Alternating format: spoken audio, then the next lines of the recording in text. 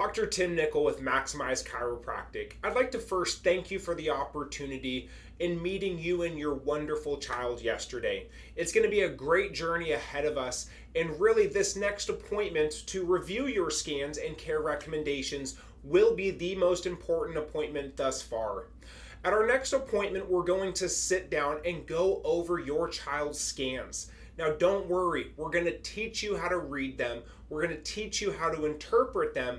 And remember, these are all used analytically. We're not here to place another label onto your child. We're here to understand and dissect the causative factors of why their nervous system is out of balance. I want to go over some scans with you right now, just to give you a little bit of a pre-education so that you're not caught off guard. Now remember, you will need to thoroughly review what to expect at your next appointment, more so than just this video. So don't forget our website, don't forget our social media content, don't forget our YouTube page. All of these platforms are aimed to educate you as the parent here. So the HRV is heart rate variability. On one side, it has the autonomic activity from 0 to 100. And within the autonomic nervous system, you have the gas pedal, which is sympathetic, the brake pedal, which is parasympathetic. Now, this chart is essential to understand your child's adaptability. Now, of course, we want it to be 100% balanced and 100% activity. Now, this example right here shows a child right here in a zone 4. Now, this is a distress state, low autonomic nervous system activity, and a sympathetic nervous system that's so worn out and exhausted that the nervous system is stuck in a parasympathetic state. Now, this means gas pedal orientation. The body is sluggish, is non-reactive, and it's stuck in a chronic cycle of distress. Now, this heart rate variability is measured down here by heart rate. We're understanding the peaks of highs and lows. These intermediate observations help to classify the nervous system into its overall category. Now, don't worry, this right here shows that the body is low adaptability, low resilience, and we factor this in with a care plan. Now, if you see something in zone 3 or zone 4, your child will be seen in a more intensive case at first. We will care plan for this with the right steps in order to get this nervous system back right here.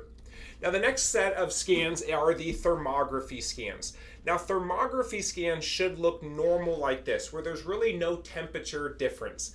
There are different colors right here, red, blue, and green. Just think of these as the measurement of stress. Now, the reason we're taking a thermography scan of the spine is that the spine is designed to protect those delicate nerves that make up your autonomic nervous system.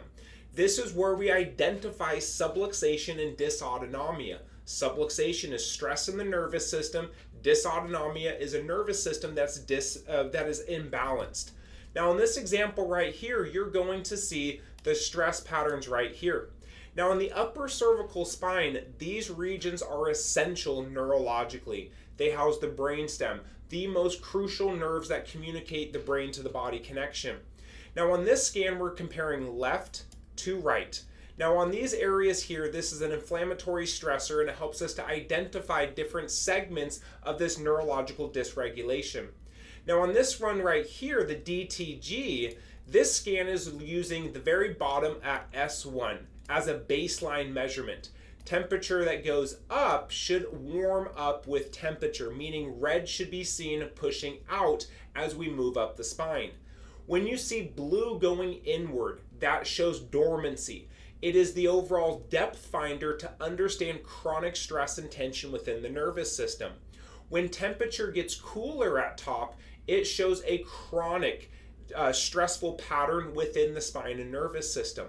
So our goal here is to understand where these dormant patterns reside, as well as the acute inflammatory markers that are persistent on the one above. The very last one, and my personal favorite, is the surface EMG. This looks at energy and tone of postural muscles, allows us to understand the neurospinal system. Now, normally we will see a crescendo-like effect where it's narrow, wide, and narrow. The first scan right here is amplitude. It shows muscle tension and tightness. What we're seeing here is there's muscles at the top that are incredibly tense. The density of that muscle is much more firm. Now, the most important are right down here in yellow. These are underactive segments, compensation patterns within that neurospinal system. Now, when we zoom in down here, what you're going to see is a bar graph. It's going to show you everything that is most essential. We have the energy index right here. Now, in this particular child, he is overstimulated. High energy index, about twofold from what we would like to see. The next one is the pattern, which is the efficiency. Think of this as the gas mileage of your child's body. 51% means that their body is working in overdrive in order to keep their body in an upright position. It creates a lot of confusion and distraction and noise inside that brain and body connection. The last one right here is symmetry, comparing the left side to the right side. When these numbers are low on pattern and symmetry, it shows a lot of challenges with coordination and proprioception. Now, these scans will be individually clarified to you when we go over your child's scan reports. Now, in this next part, when we go over the scans, we're going to clarify things. So do your pre-education prior to this appointment, and a few things that are very important. Number one, make sure your spouse is in attendance. From what I see all too often is that one parent comes in, they leave their spouse whether at work or at home to watch over a child. Now, this is understandable, but it is something that it really takes both parents' understanding and confirmation of care to make sure that your child gets the best care available. Come in with a clear mind, which means for some children, you got to leave them at home for this one appointment. We want no distractions, 100% focused on these scans and care recommendations.